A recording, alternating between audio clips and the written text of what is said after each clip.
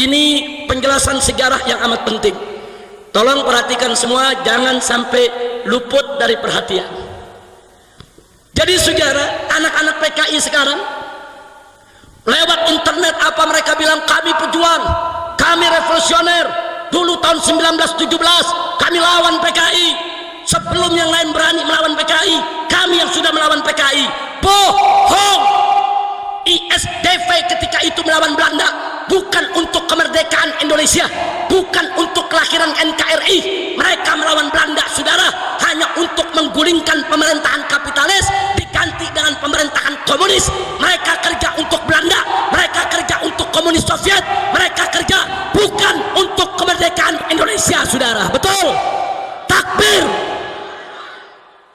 Makanya jangan tertipu, saudara, dengan pemutarbalikan sejarah. Makanya anak-anak muda yang gak baca sejarah, mereka pikir betul PKI pejuang, saudara. Tunggu dulu, suruh bicara sama yang ngerti sejarah, jangan mereka bicara sama yang tidak ngerti sejarah, saudara. Kira-kira jelas tidak? Paham semua? Baik, kita lanjutkan, saudara. Tahun 1917 setelah terjadi kerusuhan, ditangkap tokoh-tokoh Belanda, tapi ISDV tidak dibubarkan oleh Belanda, saudara. Dengan pertimbangan Belanda mencoba untuk memanfaatkannya karena sudah punya cabang sampai ke daerah, saudara. Akhirnya ISDV tetap diizinkan ada, tapi dalam kontrol ketat pemerintah Hindia Belanda. Nah, saudara, karena dikontrol, orang-orang Belanda memilih hanya menjadi pembina dan penasehat. Diangkatlah Semaun dari Surabaya dan Darsono dari Solo untuk memimpin ISDV yang di tahun 1920 mengganti nama menjadi PKH, Perserikatan Komunisme Hindia Belanda, saudara. Bukan ISDV lagi namanya, namanya PKH. Yang pimpin bukan orang Belanda lagi, tapi Semaun dari Surabaya dan Darsono dari Solo, saudara. Kita lanjutkan, saudara. Setelah itu di tahun 1924 digelar konferensi Perserikatan Komunisme Hindia yang disingkat PKH di kota Semarang, Jawa Tengah, saudara. Melalui konferensi tersebut PKH ganti nama menjadi PKI, Partai Komunis Indonesia, yang diangkat menjadi pimpinan adalah Musso dan Alimin, saudara. Catat baik-baik, saudara. Kenapa mereka berubah menjadi partai? Sebab di awal tahun 1924 ada konferensi komunisme internasional yang diadakan di Moskow, menginstruksikan kepada seluruh serikat buruh yang berkiblat ke Soviet untuk membentuk partai politik di negeri masing-masing, saudara. Ini semua arahan Soviet, saudara. Ini kerja Soviet. Lalu tahun 1927, saudara, tanpa diduga ini PKI berkembang pesat. Setelah menjadi partai, makin banyak orang yang berminat, saudara, dengan aneka rakam janji. Kalau ikut PKI partai, nanti bisa jadi pejabat, nanti bisa jadi anggota dewan, nanti bisa jadi ini, bisa jadi itu, saudara. Buruh dan tani berbagai daerah rame-rame ikut kepada PKI, saudara. Nggak main-main, saudara. Akhirnya apa yang terjadi? Di tahun 1924 mereka lakukan kerusuhan besar-besaran, saudara, lebih besar dari tahun 1917. Mereka bakar terminal, mereka bakar stasiun, mereka lakukan sabotase kepada kantor-kantor pemerintah, mereka bakar perkebunan, mereka bakar hutan, mereka bikin kekacauan di mana-mana. Buruh-buruh mogok kerja, saudara, dibikin kekacauan. Pemerintah Hindia Belanda marah besar, diturunkan tentara sebanyak-banyaknya untuk mengatasi para buruh dan tani, dan akhirnya kerusuhan itu bisa diatasi oleh Belanda. Bagaimana pimpinan PKI, saudara? Musso dan Alimin dibuang ke Moskow, bukan di penjara, saudara. Dibuang ke Moskow atas pemerintahan Uni Soviet. Di Moskow dia punya rumah, di Moskow punya mobil, di Moskow dia dapat gaji, saudara. Agen KGB, agen rahasia Uni Soviet. Lalu bagaimana dengan rakyat? petani dan buruh saudara yang diprovokasi, yang dihasut untuk melakukan kerusuhan, mereka diberondong oleh Belanda, dibantai oleh Belanda, dibunuh oleh Belanda. Berapa ribu yang mati dan 13.000 orang ditangkap, dibuang ke Irian Papua sana saudara, dipaksa kerja keras rodi. Nggak sampai di situ, petani-petani ditangkapi, ditembak satu persatu, mayatnya digantung di jalan-jalan saudara. Insya Allah. Jadi di sini juga anak-anak PKI jangan coba-coba mengatakan kami pejuang, kami revolusioner. Dulu orang-orang tua kami melawan Belanda. Dulu PKI melawan Belanda bukan untuk memerdekakan Indonesia. Dulu PKI melawan Belanda, saudara, mereka hanya menjadi alat Uni Soviet untuk menggulingkan pemerintahan kapitalis di Eropa untuk diganti dengan pemerintahan komunis. Buruh dan tani hanya dijadikan korban, buruh dan tani hanya dijadikan bemper. Kurang ajar ini PKI, saudara. Begitu saya mau tanya semua yang dari sini, kalau gitu PKI licik tidak? Licik tidak? Mengorbankan rakyat, buruh, petani, jahat tidak? Zalim tidak? Itu yang mereka lakukan, saudara. Baca manifesto PKI, mana ada untuk memerdekakan Indonesia? Enggak ada, saudara. Akhirnya di tahun 1927, setelah PKI melakukan kerusuhan besar, dibubarkan oleh Belanda, saudara. Sejak saat itu finish PKI tidak ada, saudara. Bagaimana nasib Musso Alimin? Tinggal di Uni Soviet, saudara. Dibina, dididik oleh KGB, dan setiap tahun Musso dan Alimin selalu hadir dalam konferensi komunis internasional di Berlin, Jerman, di Beijing, Cina, dan di Moskow, Uni Soviet, mengatasnamakan Indonesia, saudara. Jadi biar anda tahu ini kaki tangan Uni Soviet, tapi mereka nggak balik ke Indonesia, saudara. Singkat cerita, menjelang kemerdekaan Republik Indonesia tahun 1945,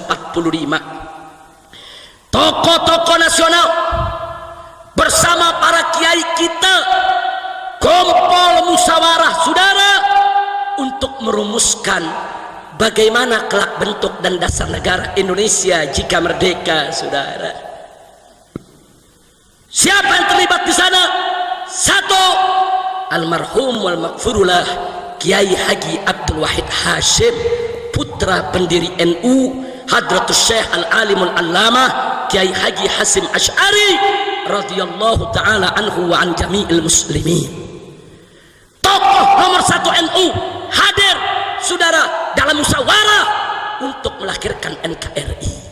Yang kedua adalah almarhum wal maghfurullah Kiai Haji Abdul Qahar Mudzakkir, pimpinan Muhammadiyah ketika itu, saudara.